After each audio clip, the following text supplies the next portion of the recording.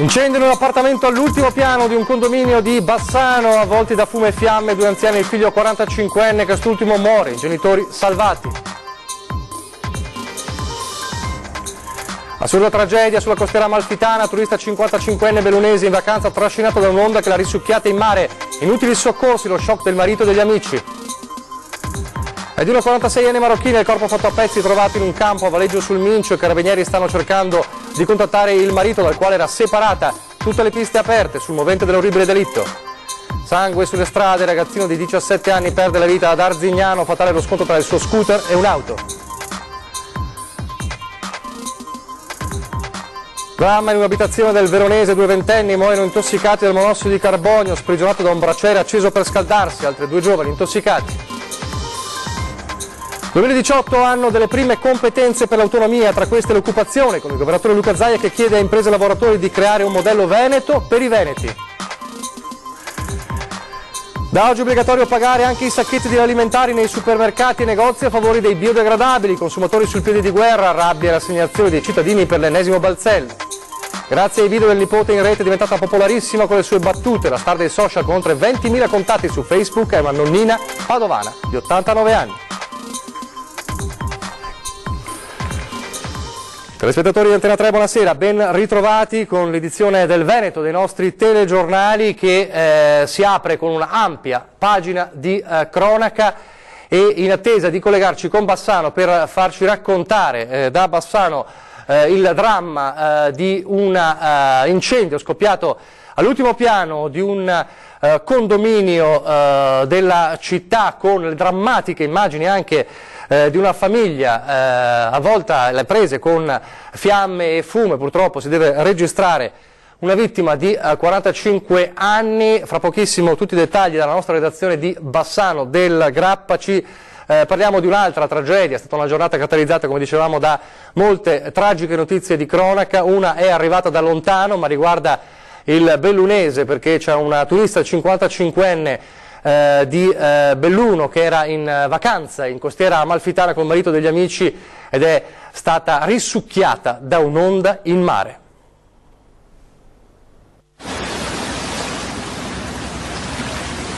Il ritorno a casa era previsto per venerdì, alla vigilia dell'Epifania. Doveva essere una vacanza spensierata di Capodanno in costiera amalfitana prima di tornare al lavoro. È diventato un incubo che ha preso la forma di un'onda, capace di ghermire, trascinare in mare e risucchiare nel fondo. È morta così, sotto gli occhi del marito e degli amici, una turista 55enne bellunese, come la comitiva che aveva scelto le bellezze della costiera per iniziare il 2018. Una tragedia assurda, ma non l'unica. Nel gennaio 2009 un'altra donna di 37 anni di Napoli fu travolta mentre passeggiava in spiaggia. Un'onda anche quella volta in una zona, quella di Praiano, dove le mareggiate d'inverno producono questi effetti spesso pericolosi. La tragedia di oggi è avvenuta intorno alle 11. Le due coppie di amici stavano soggiornando in una struttura del centro cittadino. La 55enne, insieme al marito e all'amica, sono caduti in mare, mentre sulla banchina è rimasto il marito dell'altra donna. È stato lui a lanciare l'allarme, al quale hanno prontamente risposto alcuni operai del servizio idrico. L'uomo, dopo aver buttato un salvagente nelle vicinanze della moglie, si è lanciato in acqua per aiutarla, mentre i passanti lo tiravano a riva dal salvagente stesso. Per l'altra coppia invece il recupero è stato più difficile, in quanto erano già finiti al largo. È stata infatti necessaria una motovedetta della Guardia Costiera per poterli recuperare. I sopravvissuti sono stati portati in ospedale, per la 55enne invece nulla da fare. Siamo fortemente addolorati per questa tragedia, sono le parole del sindaco di Praiano Giovanni Di Martino. Siamo vicini alle famiglie coinvolte e come amministrazione comunale faremo sentire la nostra vicinanza anche in occasione dei funerali della donna. E si chiamava Mariangela Calligaro, la turista di 55 anni originaria di Belluno, morta questa mattina, come abbiamo visto nel servizio. L'identità della donna è stata resa nota soltanto poco fa per permettere ai familiari di avere notizia di questa tragedia. La donna, come dicevamo, era in compagnia del marito, Carlo Talamini, di 56 anni, di un'altra coppia di amici. A quanto si è capito, i quattro erano in tenuta da trekking quando sono stati recuperati. Verosimilmente erano usciti per una passeggiata lungo il sentiero costiero. La salma della donna ora si trova all'ospedale di Castiglione di Ravello in attesa dell'esame autoptico. Da una prima ispezione esterna la donna presenta chimosi sul viso, conseguenza della caduta. Lungo quel tratto costiero è presente il parapetto, ma spetterà alla Guardia Costiera visionare le eventuali telecamere presenti in quell'area per cercare di ovviamente ricostruire quanto accaduto in quegli istanti terribili che hanno portato alla tragedia. Una tragedia terribile anche quella emersa dopo il ritrovamento del corpo fatto a pezzi di una donna il 30 dicembre scorso. Siamo a Valeggio sul Mincio, nella provincia di Verona. È stata identificata nelle ultime ore la vittima, la 46enne di origini magrebine che viveva da anni a Verona. Le indagini ovviamente hanno tutte le piste aperte. A pochi chilometri da uno scenario incantevole, l'orrore. A poca distanza, ad una delle mete più rinomate tra i turisti, la scenografia di un film che nessuno vorrebbe vedere, perché reale. Fatta a pezzi, forse con una motosega. È ormai da 3 giorni che i carabinieri cercano di dipanare la matassa di un delitto che ha insanguinato l'ultimo scorcio del 2017 e questo inizio 2018. Il nuovo anno parte con un ennesimo macabro giallo. Chi ha ucciso e perché? Una donna nordafricana di 46 anni, regolare in Italia da 20 anni, che abitava a Verona guadagnandosi da vivere con lavori saltuari, anche come badante. Sono suoi i resti del cadavere trovato il 30 dicembre a Valeggio sul Mincio, in provincia di Verona, a poca distanza dai caratteristici mulini della località Borghetto. L'identificazione è arrivata grazie alle impronte digitali rilevate dal medico legale che poi ha eseguito l'autopsia. Da chiarire c'è come la donna sia stata uccisa. Ricostruzione difficile perché subito dopo il delitto l'assassino ha smembrato il cadavere in almeno una dozzina di pezzi sparsi. Uccisa altrove, data l'assenza di sangue sul luogo del ritrovamento, in un campo isolato vicino a un'area dove, è noto, vivono alcuni cinghiali selvatici. Forse il killer ha sperato che gli animali banchettassero con quei resti. E se così fosse, conosce molto bene l'area. Si passano al setaccio le frequentazioni della donna, partendo dalle persone che le stavano più vicine, per arrivare a dare un volto all'assassino. Una vittima che era stata spogliata. Gli unici indumenti ritrovati a Valeggio sono un paio di slip a righe rosse e blu e dei calzini bianchi. Da qui si è partiti per cercare tracce e dare giustizia alla povera vittima dell'orribile omicidio. E allora adesso ci colleghiamo subito con la nostra redazione di Bassano del Grappa, una Bassano sotto shock per quanto accaduto nel drammatico rogo scoppiato all'ultimo piano di un condominio. Il bilancio purtroppo è di un morto e di 2 anziani feriti. Allora subito in collegamento con il nostro Lorenzo Munegato da Bassano. Lorenzo. Sì, buonasera, è una tragedia quella che ha colpito nel pomeriggio Bassano, siamo in largo Parolini, ha perso la vita un uomo di 50 anni, si chiamava Alessandro Romanin, è rimasto coinvolto in un incendio dell'appartamento dove viveva con gli anziani genitori. Non si conoscono al momento le cause del rogo, i 2 coniugi sono rimasti intossicati dal fumo denso che si è propagato nell'abitazione in poco tempo. Tutto sarebbe iniziato verso le 17, un boato proveniente dall'ultimo piano dello stabile ha spaventato i residenti, immediato l'allarme ai vigili del fuoco. Da quel momento in poi un corri-corri generale, i pompieri sono riusciti a raggiungere con l'autoscala il terrazzo e portare in salvo marito e moglie, però quando sono arrivati nella camera del figlio Alessandro era ormai troppo tardi, inutili naturalmente gli interventi e le manovre di rianimazione, momenti di angoscia per chi vive e lavora nella zona. Grazie a Lorenzo Munegato. Le drammatiche immagini che vediamo sono quelle appunto del momento del salvataggio con la famiglia appunto che si trovava sulla terrazza con il fumo che usciva drammaticamente dall'abitazione. E un'altra tragedia ha colpito il Vicentino, è accaduta nel Veronese, la morte per avvelenamento da monossido di carbonio anche in questo caso, ma non per un incendio ma per un braciere che era stato acceso per scaldarsi. È avvenuto nel veronese a Ferrara di Montebaldo, in un'abitazione di questo paese in provincia di Verona, e a morire sono stati 2 studenti, entrambi di 21 anni, Luca Bertolaso, nato a Soave nel veronese ma residente a Lonigo, in provincia di Vicenza, e Alex Ferrari di Arzignano, sempre di Vicenza.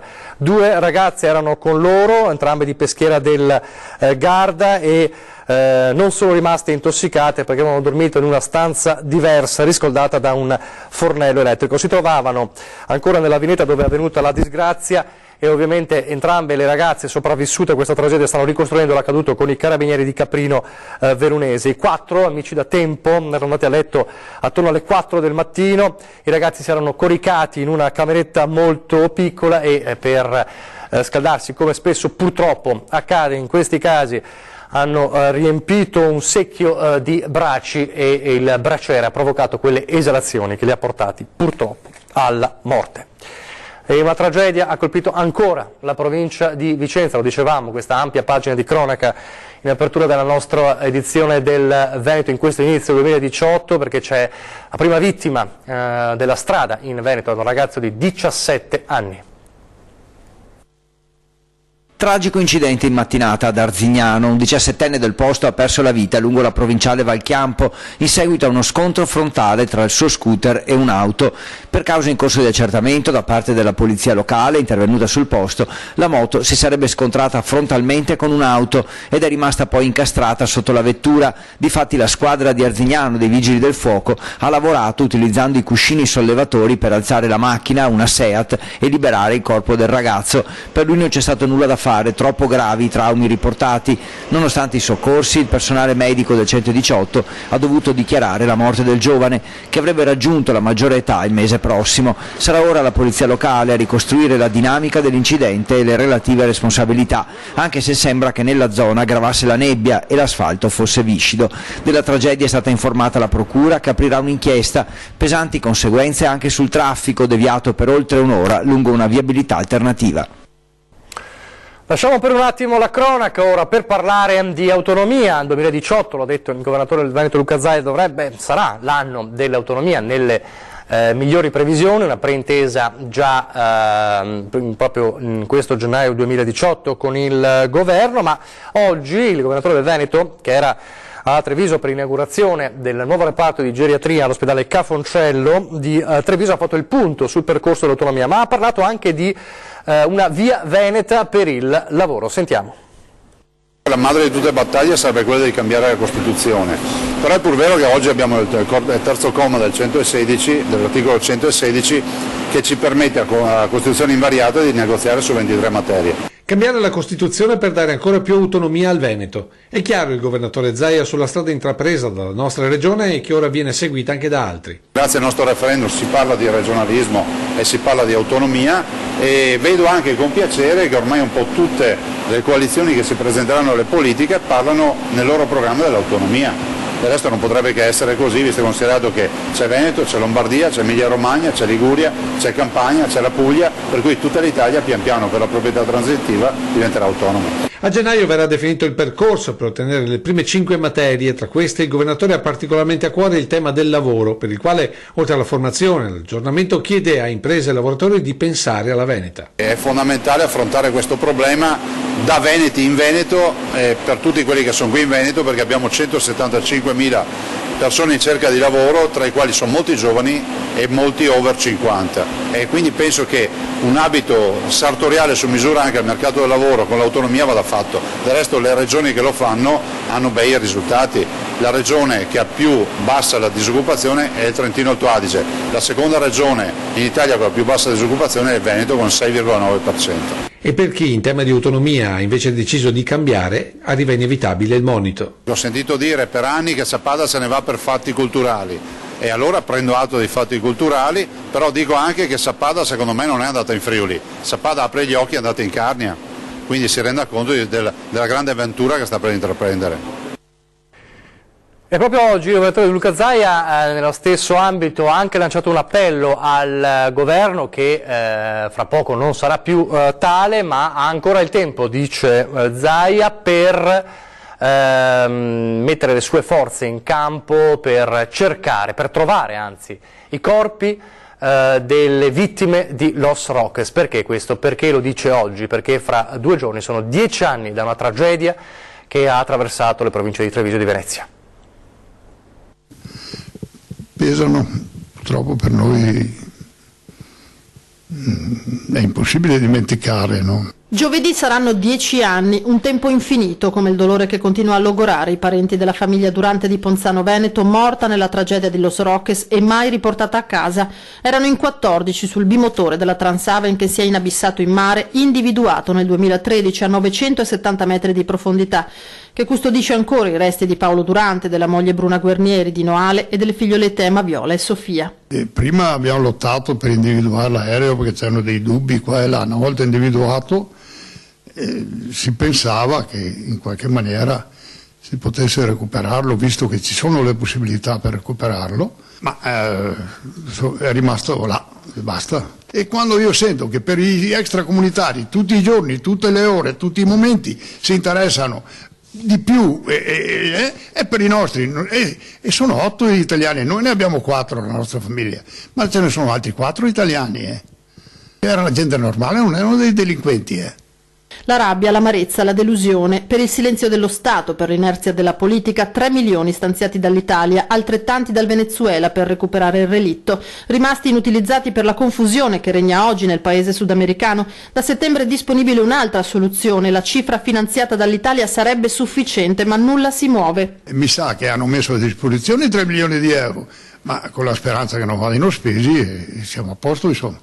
Nessuna tomba, solo il ricordo nel cuore di chi non c'è più. Noi li abbiamo salutati alla sera, siamo andati a cena assieme la sera prima di partire e li abbiamo salutati lì a Ponzano sul ristorantino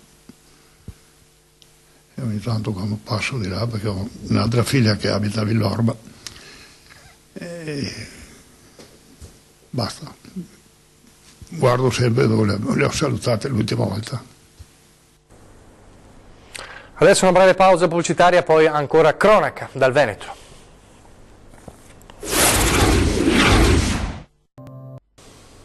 Rieccoci in studio, telegiornale del Veneto. Sicurezza, ancora sicurezza in primo piano, perché a San Giorgio delle Pertiche nel Padovano un ristoratore derubato 7 volte dice basta, adesso chiudo. Ho mandato una PEC al proprietario dell'immobile proprio l'altro giorno dicendo che entro 2 o 3 mesi mi trasferisco in un posto più sicuro. 7 furti in 2 anni e adesso si chiude. Un paio di mesi e questo locale di San Giorgio delle Pertiche abbasserà definitivamente la saracinesca. Andare avanti è impossibile a causa di una criminalità sempre più spregiudicata che non colpisce solo nelle grandi città. Entrano sempre dalla finestra, si dirigono direttamente al registratore di cassa, prendono tutto il fondo cassa che c'è all'interno e poi vedono cosa poter portare via, tipo dei liquori, delle bottiglie, ma a maggior parte vogliono i soldi. Hanno preso un computer il 9 di dicembre che avevo lì sul fianco. Il locale ha tutto ciò che si può installare per proteggersi dagli allarmi alla videosorveglianza. Davanti a quella finestra l'ultima disperata difesa, 2 colonne tenute da un tavolo che appoggia direttamente sul bancone del bar, ma ogni contromisura si è rivelata vana davanti a ladri organizzatissimi e a conoscenza delle abitudini dei titolari, come si capisce dai discorsi registrati 1 anno e mezzo fa nel locale. Erano 2 rumeni che parlavano tra di loro, dicevano non ti preoccupare, tanto sono a 90 Padovana, non arrivano prima di mezz'ora. La tecnologia, come per l'ultimo furto, il secondo in 3 settimane, sabato notte, è servita solo ad assistere in diretta al raid nel proprio locale. L'ultima volta quanto le hanno portato via? Presumo che non lasci più niente in casa. Sì, ma l'ultima volta era la ragazza che mi ha fatto la chiusura. Io dal 9 di dicembre fino al 28 non ho lasciato niente in cassa perché ho detto però che possono prenderlo sempre. L'ultima volta ha lasciato tutto l'incasso. Abbiamo sempre nascosto 200 euro per eventuali evenienze. Sono riusciti a trovare. 2018 appena iniziato, abbiamo raccontato qualche giorno fa, è già iniziata la stangata su bollette, luce, gas e autostrade, ma c'è un altro balzello di cui magari ci si accorge di meno, o ci si accorge per la prima volta oggi, perché da oggi si pagano anche i sacchetti biodegradabili nei supermercati ed è subito rivolta tra i cittadini e i consumatori che li rappresentano. Non sanno più dove mungere, diciamo così. Sono soldi buttati. Sacchetti per frutta e verdura a pagamento, in questo inizio d'anno già pieno di aumenti, il recepimento della direttiva europea che impone ai negozianti di far pagare da 2 a 10 centesimi i nuovi sacchetti biodegradabili scatena le ire dei consumatori trevigiani, molti dei quali escono dal supermercato con la merce in mano. Teniamo così, sono pochi però no, per chi compra tanta frutta o verdura a fine anno diventa una spesa. Quindi non esiste. Per evitare sprechi, meno plastica e anche i 10 centesimi o quello che è della busta fa la differenza. Penso che sia un po' eccessivo visto il periodo e vabbè, è la conseguenza di questo paese, andiamo avanti a pagare le cose. È veramente assurdo, sì, perché comunque le borse le prendiamo lo stesso, perciò non ha senso. Non va bene. Non va bene. Adesso aumenta la luce, adesso aumenta il gas, diminuiscono le pensioni e così via. Qualcuno viene colto impreparato. Mi sono accorta che i sacchetti non sono come quelli di prima, sono più buoni, però mi sono anche chiesta, ho visto questi sacchetti adesso li pago. Non saprei. E quindi? Aumento? Tutti aumentano, è sempre da pagare. Qualcun altro se ne fa una ragione. Si fa anche l'uso dell'umido, ho visto che sono biodegradabili, quindi almeno un vantaggio. Va bene, se c'è da pagare bisogna pagare. 2 centesimi sembra che non sono tanti, ma vabbè. Il Codacons nazionale ha già interpellato il Ministero dell'Economia per capire quale sia la ratio del provvedimento per impugnarlo eventualmente di fronte alle autorità competenti. Di onere ingiusto parla il referente veneto Franco Conte, secondo cui per l'ennesima volta l'inefficienza dello Stato viene fatta ricadere sui consumatori. E speriamo che non abbia tempo di pensare a questo la nonna Laura, 89 anni, che è diventata in poco tempo nel padovano e non solo una star della rete grazie al nipote. Consuelo ha scritto "Sei la nonna che tutti vorrebbero". Ah sì, beh, ne farò a tocchi. Si chiamano youtuber o influencer, persone normalissime che diventano famose per i loro video sui social network, spesso giovanissimi che dettano regole su moda, cucina, musica. Questa nuova star del web però ha 89 anni, è padovana e si chiama Laura Gaiola, anzi per tutti nonna Laura. Complice il nipote che per gioco ha cominciato a diffondere qualche video, ora la spigliata nonnina è diventata famosa, la sua pagina Facebook è seguita da 20.000 persone e in tanti la fermano per strada. Ma ti spenderesti 2.000 euro per una borsa? Ma dai, io ho un'altra domanda da fare, devo... Ok. Cosa si deve cucinare? Ma perché andare a fiare? Vedo acciappi fuoco, In molti si riconoscono nelle sue battute, sempre in dialetto, consigli semplici proprio da nonna che scaldano il cuore, ti fanno vedere il mondo con razionalità e senza tante paranoie. Per nonna Laura, dopo un iniziale imbarazzo, ora essere una star del web è diventato un gioco da condividere con i nipoti a cui insegna le sue ricette in cucina. Vabbè, non lo vuoi dire tanto, sai tomate? No, un po' di anni, dico cipolla, sedano e carota. Anche stupido di aglio, patina bianca buona. E dopo ti metti in mezzo raudo, ti fai pepe, sale e dopo ti fai cucinare. Complimentoni a nonna Laura. Vi ricordo che potete continuare a segnalarci i vostri presepi, la vostra natività, Natale 2017, il tuo presepe, redazione @antena3.it per scrivere una mail 0422 023 0898 per lasciare un messaggio in segreteria oppure 351 175 5340 per mandare voi stessi un video del vostro presepe. Stiamo per salutarci, vi ricordo soltanto la programmazione, questa sera 20 e 10 e quindi la sanità in primo piano, importante quindi puntata. Parleremo con Francesco Benazzi, direttore generale dell'ULSS 2 Marca Trevigiana, delle sfide della sanità nel 2018. Adesso vi lascio le previsioni del tempo, grazie per averci seguito e arrivederci.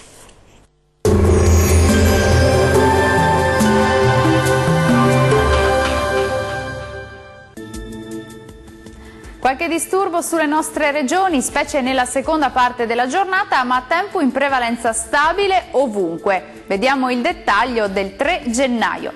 Sul Veneto locali foschie, nebbie e nubi basse al mattino, ma in rapido dissolvimento. Meglio sui restanti settori con ampio soleggiamento, il cielo sarà sereno o poco nuvoloso ovunque. Temperature massime comprese tra 5 e 8 gradi, minime tra -2 e 3 gradi circa. Spostiamoci ora a vedere la situazione del Friuli Venezia Giulia. Il tempo sarà in prevalenza buono al mattino, qualche foschia sul Pordenonese, col passare delle ore qualche nube e una lieve instabilità sarà possibile sui settori settentrionali della nostra regione, anche con isolati piovaschi. Le temperature massime saranno comprese tra 6 e 11 gradi, minime tra 1 e 4 gradi circa. Concludiamo infine con uno sguardo alla situazione del Trentino Alto Adige. Qualche debole piovasco sui settori meridionali del Trentino, possibili precipitazioni anche nevose sull'Alto Adige sopra i 900-1000 metri.